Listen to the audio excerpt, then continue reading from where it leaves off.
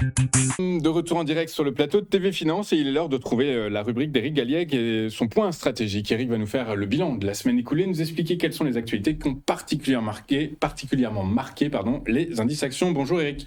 Bonjour Louis-Antoine. Merci Éric d'être avec nous ce matin, directeur de la recherche chez FI Advisor Valcan. Éric, avant de traiter l'information que vous avez sélectionnée pour nous, quelle est la performance hebdomadaire des principaux actifs que vous suivez ?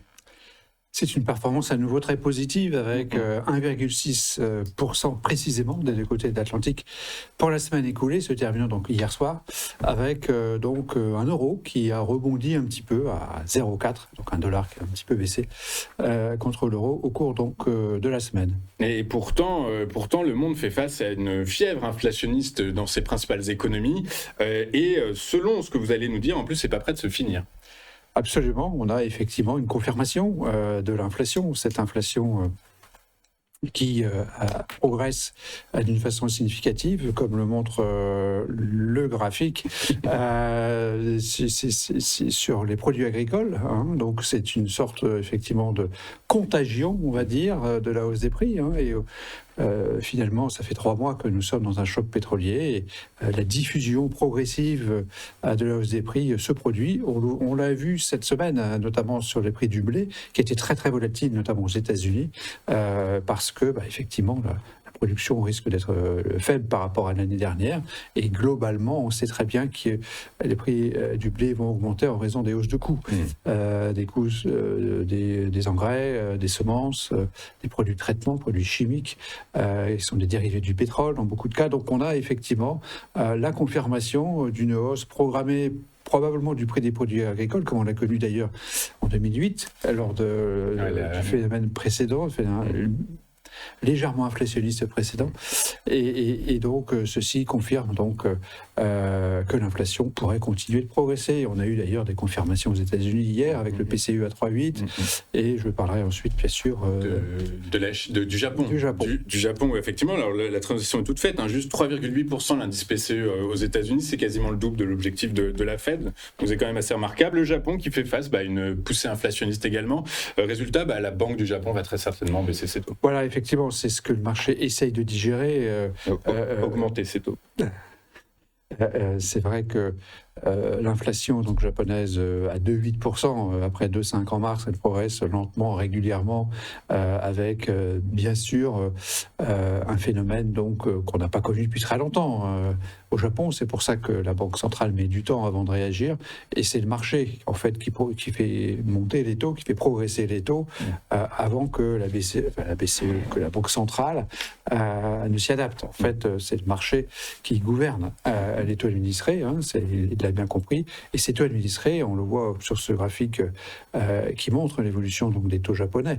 Depuis 1 an seulement, on est passé en gros de 1,5 à 2,7 sur le 10 ans japonais. Et on voit par rapport à l'Allemagne cette convergence, c'est très très impressionnant, c'est un phénomène très très important, et effectivement la Banque du Japon devrait relever rapidement ses taux. Les taux administrés, les taux monétaires qui sont à un niveau extrêmement bas, comme vous le savez, à 0,75% seulement, sont les taux parmi les plus bas de la planète. On sait très bien que la sphère financière les utilise très largement pour faire ce qu'on appelle du carry trade, et c'est effectivement un des gros soucis qui est plutôt devant nous. Écoutez, à surveiller donc de très près, et toujours dans cet environnement un peu sclérosant, c'est la confiance des ménages qui s'érode de plus en plus. Alors en France, retour en France et retour dans la sphère réelle, on a effectivement en termes de mesures de la croissance et d'indicateurs avancés, tout ceci sont plutôt des indicateurs avancés, des mesures de psychologie et des mesures de confiance du consommateur, on est au plus bas depuis 3 ans, et le graphique de l'INSEE, puisque c'est une statistique de l'INSEE, nous montre que cette confiance cet indicateur synthétique de la confiance des ménages, pour être plus précis, est effectivement au plus bas depuis 3 ans, le graphique le montre très clairement, mais se rapproche de ses plus bas quasiment historiques. On voit qu'on est vraiment dans ce cas de figure, dans des niveaux très compliqués. Il n'échappera à personne que cette confiance du consommateur à des niveaux pareils correspond toujours à des phases récessives, 2013, 2022. Donc on est vraiment dans une situation où la conjoncture économique se dégrade, et effectivement on va progressivement avoir une année qui est très très décevante au niveau de la conjoncture économique en France. Ah, il y a quand même une bonne nouvelle, Eric. C'est le marché automobile tiré par l'électrique, évidemment, mais qui repart en Europe. Quand même une bonne nouvelle dans toutes ces mauvaises nouvelles. Du côté des entreprises ou du côté des sectoriels en quelque sorte, c'est effectivement les ventes d'automobiles en Europe qui ont progressé de 5,1%.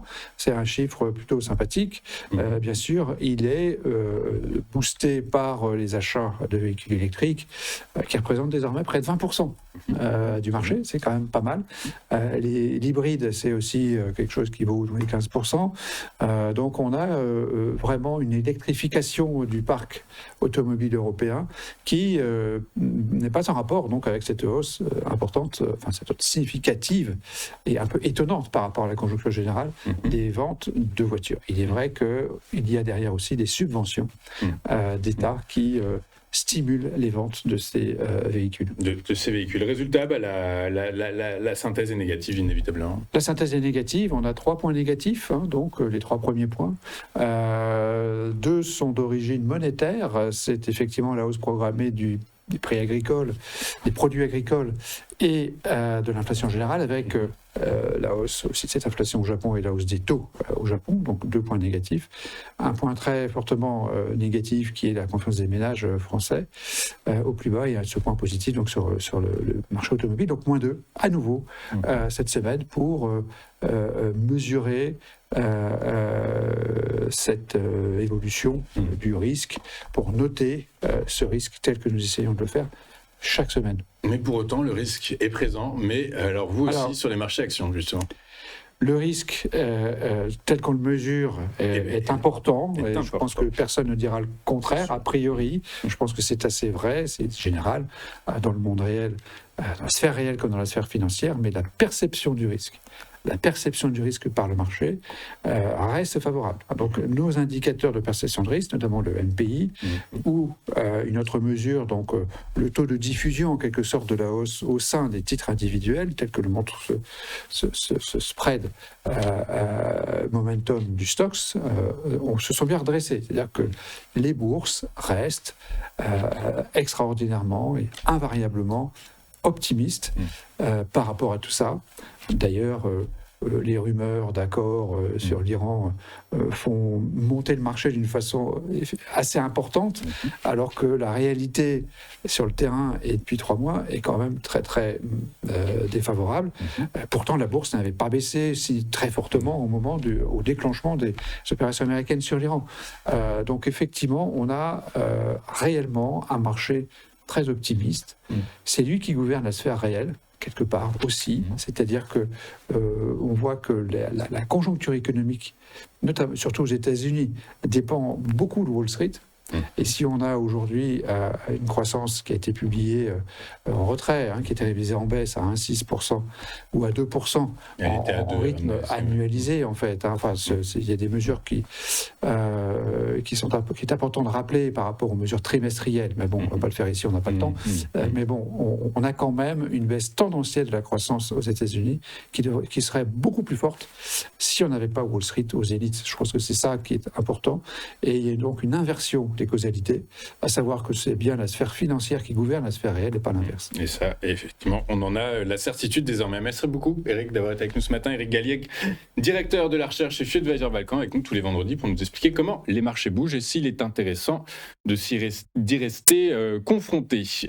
On marque une courte page de publicité. On se retrouve juste après avec David Furcage. À tout de suite.